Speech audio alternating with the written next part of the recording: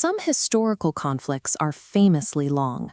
The 30 Years' War, the 80 Years' War, even the 100 Years' War. But none of those come close to a conflict that spanned a staggering 781 years, a territorial struggle that defined 25 generations. To understand how it started, we have to travel back to the year 711. At this point, the Iberian Peninsula is ruled by the Visigoths. As you can see from artifacts like this ornate gold votive crown, the Visigothic kingdom was a wealthy, highly established 300-year-old Christian state.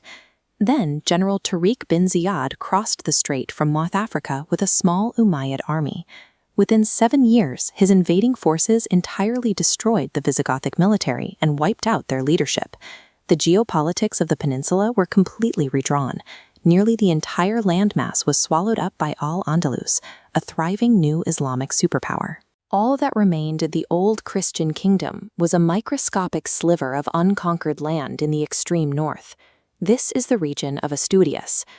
Up in these harsh, rocky peaks, a local Visigothic nobleman named Pelayo and a tiny band of followers refused to surrender, using the defensible, isolated terrain to survive.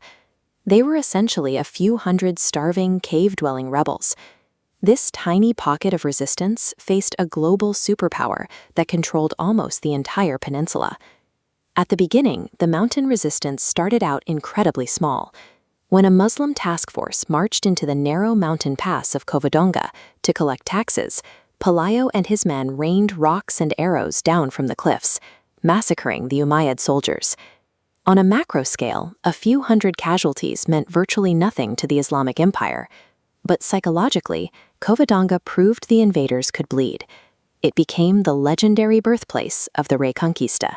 For a long time, the contrast between the two sides was severe. While the Christian kingdoms slowly crawled out of their mountain caves, the Islamic South was experiencing a golden age. You can see the immense societal wealth and architectural advancement of Al-Andalus when you look at the interior of the Mosque Cathedral of Córdoba. But empires rarely last forever. In the year 1009, the powerful Southern Caliphate descended into a brutal civil war. The unified territories splintered into dozens of tiny, disconnected rival city-states called taifas. Meanwhile, the northern Christian borders were finally uniting and pushing down. The Muslim taifas were so fiercely divided against each other that they actively undermined their own survival. Many of these city-states actually paid the northern Christian kingdoms for military protection to use against their rival Muslim neighbors. This vulnerability allowed Castile to strike a major blow in 1085. They captured the ancient Visigothic capital of Toledo, marking the first time a massive, heavily fortified city was reclaimed by the Christians. With the fall of the old capital, the Christian advance transitioned from a mountain-bound resistance into a systematic territorial conquest. In a complete panic, the fractured southern taifas called for reinforcements.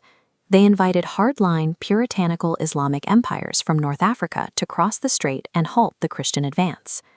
The arrival of these strict dynasties stripped away the nuanced political chess match of the previous decades.